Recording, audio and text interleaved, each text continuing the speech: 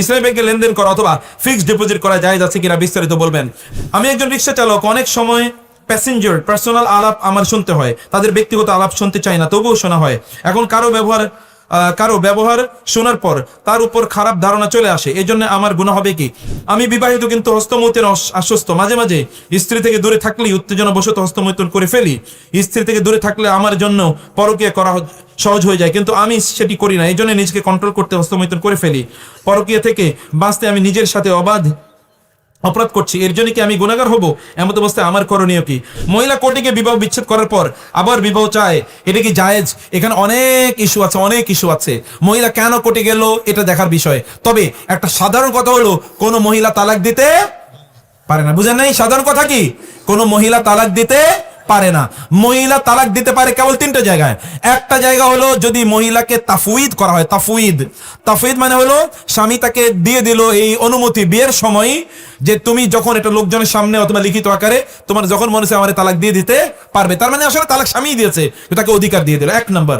2 নম্বর হলো এই স্ত্রী তার স্বামীর সাথে এখন আর থাকতে চায় না, এখন স্বামীকে গিয়ে সে বলল আমি তোমার সাথে থাকতে চাই না, তুমি আমার তালাক দিয়ে দাও। বলে আমি তোমার তালাক দেবো না। না, তুমি আমার তালাক দিয়ে দাও, আমি তোমার কিছু টাকা পয়সা দিয়ে দেবো, তোমার মহারণা যে টাকা আমাকে দিয়েছো সেটাও দিয়ে দেবো, প্রয়োজন আরো কিছু টাকা তোমার আমি দিয়ে দিই। এটাকে বলে খোলা। এটা কি বলে? খোলা। এই তালাক দেয়া জায়েজ আছে, মহিলা দিতে পারবেন। আসলে মহিলা তালাক দেয় নাই, আসলে এবার কে দিচ্ছে?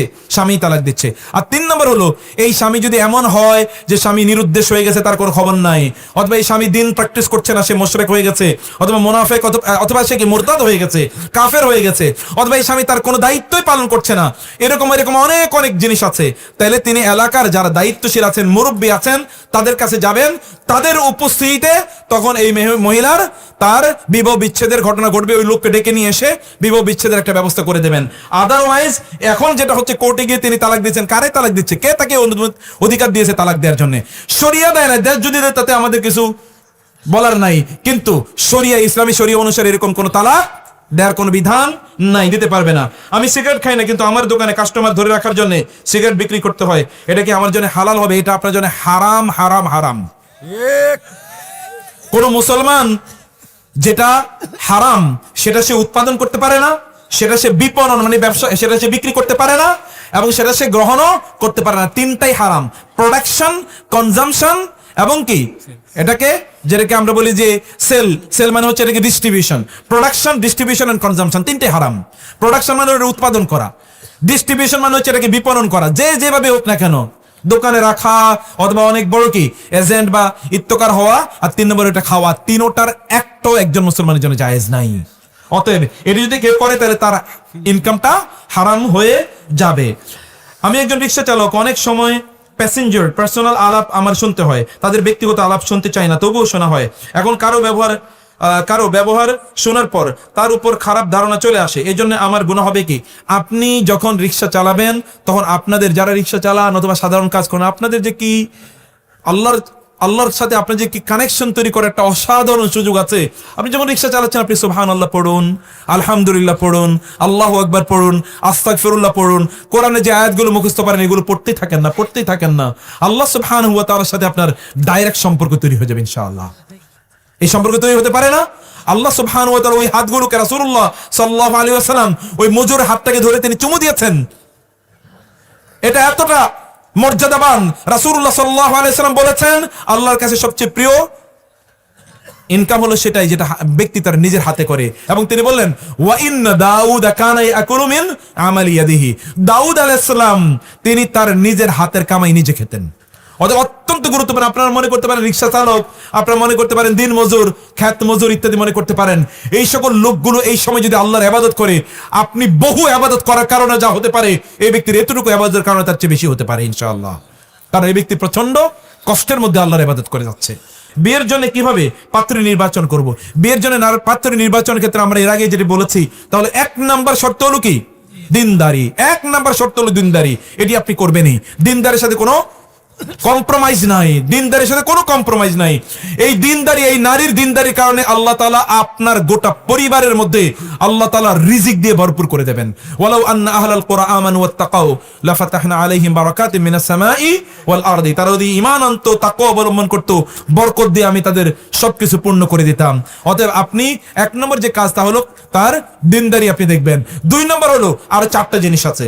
একটা হলো তার শিক্ষা, দুই নম্বরে তার সৌন্দর্য, তিন নম্বরে তার বংশ, এবং চার নম্বরে কি তার সম্পদ। এগুলো আপনি দেখতে পারেন, কোনো সমস্যা নাই, কিন্তু এগুলো যেন ডিটারমিনিং ফ্যাক্টর না হয়, মানে এর উপর ভিত্তি করে আপনি সিদ্ধান্ত নিয়েছেন যেন এটা না হয়। আপনি ওইটাকে নেন, এগুলো ইনশাআল্লাহ আপনি অটোমেটিক্যালি এমনি আপনি পেয়ে যাবেন ইনশাআল্লাহ।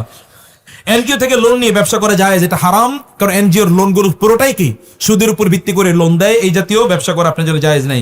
ইসলামী ব্যাংকে লেনদেন করা অথবা ফিক্সড ডিপোজিট করা জায়েজ আছে কিনা বিস্তারিত বলবেন। বিস্তারিত বলার তো সুযোগ নাই। আপনি যদি ব্যাংকের সাথে লেনদেন করতেই হয়, যদি আপনি করেন, তাহলে আপনাকে ইসলামী ব্যাংক ছাড়া কোনো উপায় নাই। আর যদি ব্যাংকের সাথে লেনদেন করতে না চান তাহলে করবেন না। এবং আপনি ইসলামিক ব্যাংকের সাথে, আপনি ব্যাংকের সাথে লেনদেন করবেন আর কেবলমাত্র বলবেন ইসলামী ব্যাংকের সাথে করব না, তাইলে তো আপনি আসলে শয়তানের এজেন্ডা বাস্তবায়ন করছেন। বুঝেন নাই কথাবার্তা? আপনাকে যারা বলছে ইসলামী ব্যাংক বলতে কোনো ব্যাংক নাই, তাদেরকে একটু ব্যাংকিং এর একটা সাবজেক্ট কোনোদিন পড়েছে কিনা জিজ্ঞেস করেন। আমি পড়েছি এবং আমি পড়িয়েছি। ব্যাংকে এরা সাধারণ কোনো টাকা নেয় এবং দেয়ার ইস্যু না। বুঝেন নাই? একটা দুই নম্বর বিষয় হচ্ছে ব্যাংকগুলো, ইসলামী ব্যাংকগুলো একটা শরিয়া বোর্ড মেনটেন করতে হয়। তিন নম্বর বিষয় হচ্ছে যে বাংলাদেশ ব্যাংকে আলাদা ইসলামী ব্যাংক অর্ডিন্যান্স, গুগল সার্চ করে দেখেন ইসলামী bank ordinance of Bangladesh bank, এটা দেখুন যে সেখানে কি লেখা আছে। এইরকম শরিয়া এরকম তাদেরকে প্রতিপালন করতে হয়। আপনি বলবেন ইসলামী ব্যাংকগুলো তো সব বাংলাদেশ ব্যাংকে টাকা রাখে, তার এগেনস্টে তাকে সুদ দেয়। আপনি জানেনই না বাংলাদেশ ব্যাংকের এই অর্ডিন্যান্স আছে, ইসলামী ব্যাংকের টাকার উপর কোনো সুদ দেয়া হবে না। এবং ইসলামী ব্যাংকের ডাউটফুল যে ইনকাম গুলো আছে, ইসলামী ব্যাংকগুলোর ডাউটফুল ইনকাম গুলোর আলাদা একটা খাত আছে। ওই খাতগুলো দিয়ে তারা সোশ্যাল ওয়েলফেয়ার, জনকল্যাণমূলক কাজ করে। এগুলো জানতে হবে, বুঝতে হবে, জনকল্যাণমূলক কাজ করে। পঞ্চম বিষয় হচ্ছে অন্য ব্যাংকগুলো 100% হারাম, এখানে তো কমপক্ষে 20-30-40% হালাল আছে। সমস্যা কি আপনার? আপনি তো কমপক্ষে 40% হালাল পেলেন। অতএব যতটুকু হালাল, আখাফু দরারাইন, এটাকে উসুলের পরিভাষায় বলে, যেখানে কম ক্ষতি আছে সেটি আপনি গ্রহণ করতে পারবেন।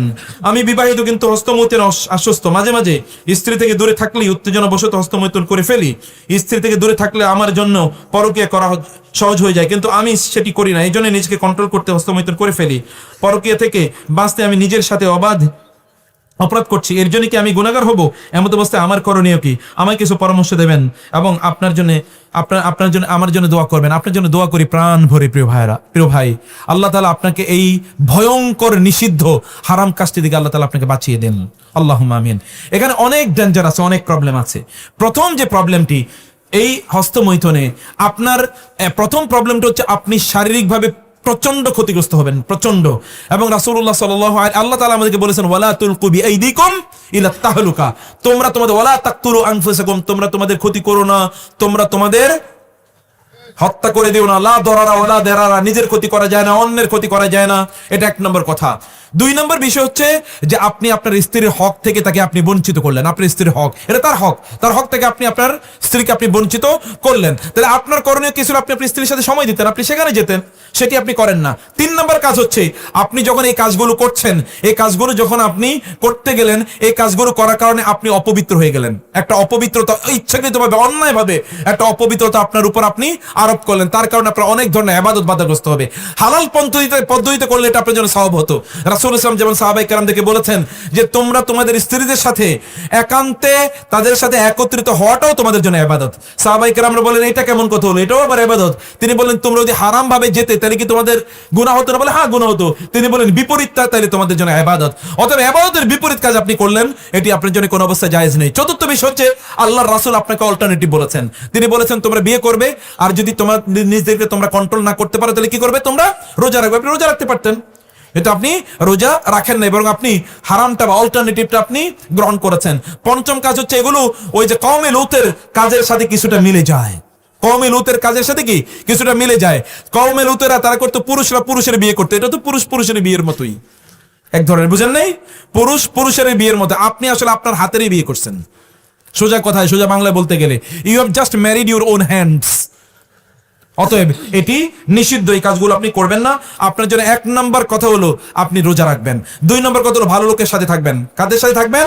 ভালো মানুষের। 3 নম্বর হচ্ছে একাকী থাকবেনই না, একাকী থাকবেন না। যে রুমে আপনি একাকী থাকেন রুমটা পরিবর্তন করে যাতে অন্যদের সাথে আপনি থাকার ব্যবস্থা করুন। 4 নম্বর হচ্ছে আপনি বেশি বেশি কোরআন তেলাওয়াত করবেন ইনশাআল্লাহ। সালাত সময় মতো, 5 নম্বর সময় মতো একেবারে সবার আগে সালাত আদায় করবেন। ইন্নাস সালাতা তানহা আনিল ফাহশাই ওয়াল মুনকার।